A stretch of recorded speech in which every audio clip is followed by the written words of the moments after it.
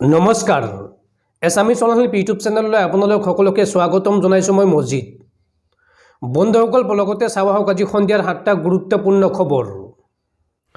প্ৰথমটো খবৰ, ঠেঙালকছাৰী সাহিত্য পৰিষদৰ নিৰ্বাচনত বিজেপিৰ বৃহৎ জয়লাভ। ঠেঙালকছাৰী সাহিত্য পৰিষদৰ নিৰ্বাচনৰ ফলাফলত বিজেপিয়ে একক সংখ্যাগৰিষ্ঠতাৰে বিজয় ধ্বজা উৰুৱালে। বিজেপিয়ে 14টা সমষ্টিত জয়লাভ কৰাৰ বিপৰীতে অগপই 3টা, কংগ্ৰেছে 4টা আৰু নিৰ্দলীয়ই এটা সমষ্টিত জয়লাভ কৰে। যোৱা 20 জানুৱাৰীত অসমৰ 4 জিলাক সামৰি ঠেঙালকছাৰী সাহিত্য পৰিষদৰ মুঠ 21টা সমষ্টিত নিৰ্বাচন অনুষ্ঠিত হৈছিল। লখিমপুৰ আৰু গোলাঘাট জিলাৰ লগতে তিতাবৰ মহকুমাত সংখ্যাগৰিষ্ঠতা লাভ কৰে সাহসীয় বিজেপি দলে। ডিব্ৰুগড় জিলাৰ একমাত্ৰ ঠেঙালকছাৰী সাহিত্য পৰিষদীয় সমষ্টি 22 নং মেৰবিল সমষ্টিত বিজেপি মিত্ৰজোঁটৰ প্ৰাৰ্থীয়ে জয়লাভ কৰে।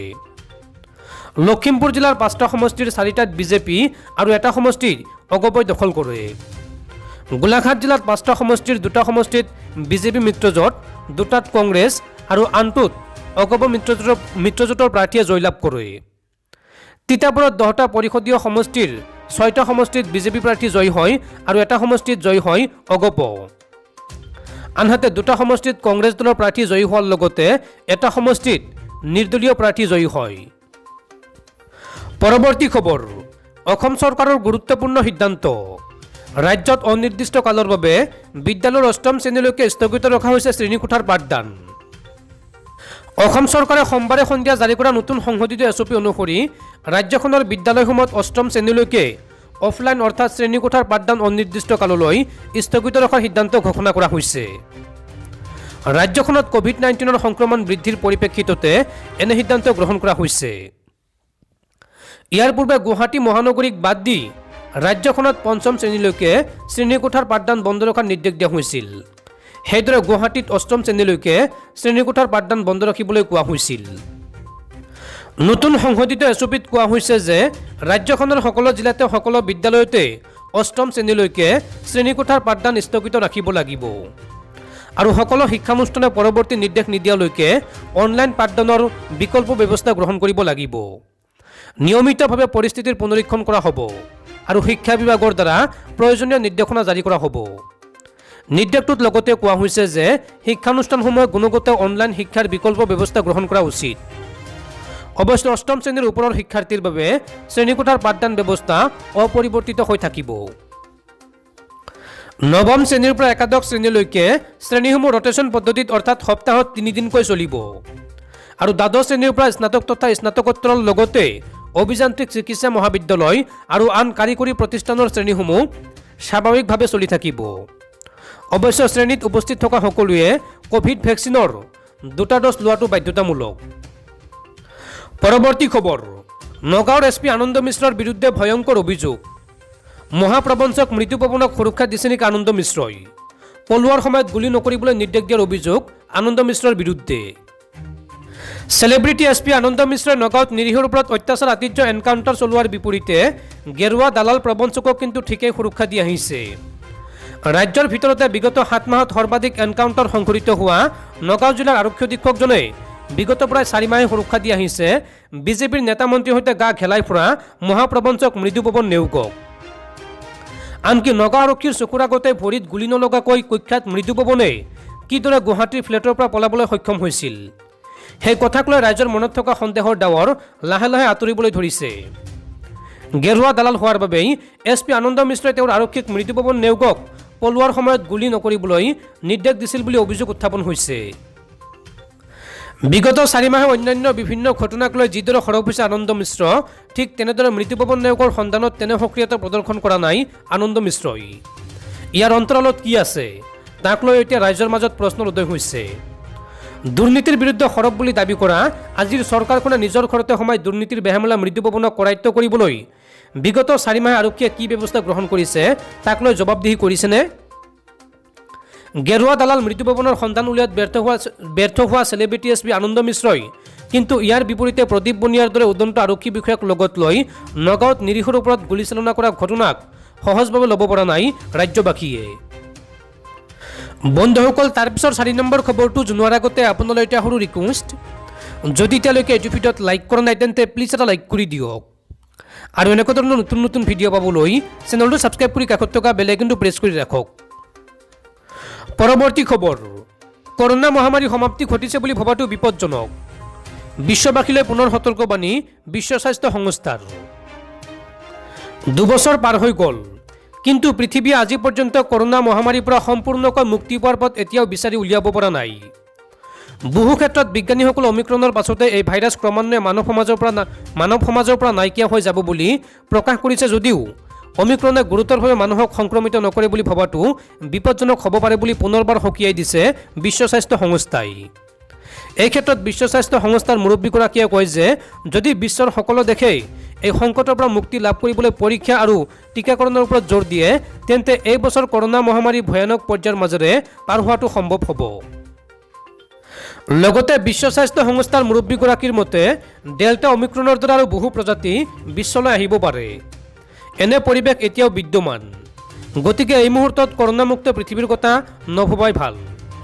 এই মুহূৰ্তত কৰোনা আঁতৰি যাব বুলি ভবাটো বিপদজনক। তেওঁ প্ৰকাশ কৰা অনুসৰি কৰোনা মহামাৰীয়ে ৩য়টো বৰ্ষত ভৰি দিছে, গতিকে আমি এতিয়াও সংকটৰ মাজতে আছোঁ। তাৰোপৰি কিছু কিছু দেশত এতিয়াও টীকাকৰণৰ হাৰ যথেষ্ট কম। গতিকে এই কথা উদ্বেগৰ সৃষ্টি কৰাৰ লগতে সকলোকে ক'ভিডৰ পৰীক্ষাৰ লগতে অধিক টীকাকৰণত গুৰুত্ব প্ৰদানৰ বাবে আহ্বান জনায় বিশ্ব স্বাস্থ্য সংস্থাৰ মুৰব্বীগৰাকীয়ে। পৰৱৰ্তী খবৰ, কাইলৈ 26 জানুৱাৰী গণৰাজ্য দিৱস। সমগ্ৰ দেশজুৰি গণৰাজ্য দিৱসৰ ব্যাপক প্ৰস্তুতি। কাইলৈ 26 জানুৱাৰী গণৰাজ্য দিৱস। কাইলৈ 73 সংখ্যক গণৰাজ্য দিৱস পালন কৰিব দেশবাসীয়ে। সমগ্ৰ ভাৰতবৰ্ষৰ লগতে অসমতো গণৰাজ্য দিৱসৰ ব্যাপক প্ৰস্তুতি। খানাপাৰাৰ পশু চিকিৎসা মহাবিদ্যালয় খেলপথাৰত কেন্দ্ৰীয়ভাৱে আয়োজন কৰা হৈছে গণৰাজ্য দিৱসৰ কাৰ্যসূচী। এই কাৰ্যসূচীত পতাকা উত্তোলন কৰিব অসমৰ ৰাজ্যপাল জগদীশ মুখীয়ে, আৰু এই কাৰ্যসূচীত উপস্থিত থাকিব মুখ্যমন্ত্ৰী হিমন্ত বিশ্ব শৰ্মাও। অৱশ্যে ক'ভিড পৰিস্থিতিৰ বাবে এইবাৰ সীমিত লোকৰ উপস্থিতিৰে গণৰাজ্য দিৱসৰ কাৰ্যসূচী পালন কৰা হ'ব। এইবাৰৰ গণৰাজ্য দিৱসত নাথাকিব কোনো ধৰণৰ সাংস্কৃতিক অনুষ্ঠান। পৰৱৰ্তী খবৰ, ৰাজ্যত পুনৰ এনকাউণ্টাৰ। এইবাৰ গাঞ্জা সৰবৰাহকাৰীলৈ কোকৰাঝাৰ আৰক্ষীৰ গুলী। ৰাজ্যত আকৌ এনকাউণ্টাৰ। কোকৰাঝাৰত গাঞ্জা সৰবৰাহকাৰীলৈ আৰক্ষীৰ গুলী। শ্ৰীৰামপুৰত 700 কেজি গাঞ্জা জব্দ কৰিছিল আৰক্ষীয়ে। আটক কৰিছিল সঞ্জিত কুমাৰ ৰায় নামৰ ট্ৰাক চালকজনক। আৰক্ষীয়ে জব্দ কৰা ট্ৰাকখন নিশাই জ্বলাই দিলে দুৰ্বৃত্তই। আৰু অধিক গাঞ্জা লুকুৱাই থোৱাৰ তথ্য দিছিল ধৃত সঞ্জিতে। সঞ্জিতক লগত লৈ আৰক্ষীৰ সৰজমিন তদন্তৰ বাবে উপস্থিত হৈছিল শ্বেৰভাংগুৰিত। আন্ধাৰৰ সুযোগ লৈ সঞ্জিতে পিষ্টল কাঢ়ি পলায়নৰ চেষ্টা কৰিছিল। আত্মৰক্ষাৰ বাবে আৰক্ষীয়ে কৰিলে গুলী। আৰু এতিয়া উন্নত চিকিৎসাৰ বাবে বৰপেটা মেডিকেল কলেজলৈ প্ৰেৰণ কৰা হৈছে। পৰৱৰ্তী খবৰ, ভাৰতত কিছু পৰিমাণে কমিছে কৰোনাৰ সংক্ৰমণ। সোমবাৰতকৈ 50,000 কমিল আক্ৰান্তৰ সংখ্যা। ভাৰতত কমিছে কৰোনাৰ সংক্ৰমণ। সোমবাৰতকৈ দেশত কৰোনাৰ সংক্ৰমণ প্ৰায় 16.4% হ্ৰাস পাইছে। বিগত 24 ঘণ্টাত ভাৰতত 2,55,874 গৰাকী লোক কৰোনাত আক্ৰান্ত হৈছে। এই সংখ্যা সোমবাৰে আছিল 3,06,000। দেশত দৈনিক সংক্ৰমণৰ হাৰ 15.52% হ্ৰাস পাইছে। উল্লেখ কৰাৰ প্ৰয়োজন যে ভাৰতত এতিয়াও 22,34,000 ৰোগী চিকিৎসাধীন অৱস্থাত আছে। কৰোনাত আক্ৰান্ত ৰোগীৰ আৰোগ্যৰ হাৰ 93.15% বৃদ্ধি পাইছে। বিগত 24 ঘণ্টাত 2,67,753 গৰাকী ৰোগী কৰোনামুক্ত হৈ ঘৰলৈ উভতিছে।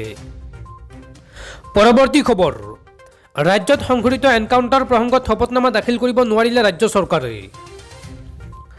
অসম চৰকাৰৰ হাতত তথ্য নাই। ৰাজ্যত ক'ত কেতিয়া আৰু কেনেদৰে ভুৱা এনকাউণ্টাৰ সংঘটিত হৈছে এই তথ্য ৰাজ্য চৰকাৰৰ হাতত নাই। গুৱাহাটী উচ্চ ন্যায়ালয়ত দাখিল কৰা এক ৰাজহুৱা স্বাৰ্থজড়িত আবেদনৰ শুনানি গ্ৰহণ কৰি গুৱাহাটী উচ্চ ন্যায়ালয়ে ৰাজ্য চৰকাৰৰ মহাধিবক্তাক ৰাজ্যখনত ক'ত কেতিয়া আৰু কিমান আৰু কেনেকৈ ভুৱা এনকাউণ্টাৰ সংঘটিত হৈছিল সেই বিষয়ে শপতনামা দাখিলৰ নিৰ্দেশ প্ৰদান কৰিছিল। ৰাজ্যৰ গৃহ সচিবৰ স্বাক্ষৰ সম্বলিত শপতনামা দাখিলৰ নিৰ্দেশ দিছিল মহাধিবক্তাক।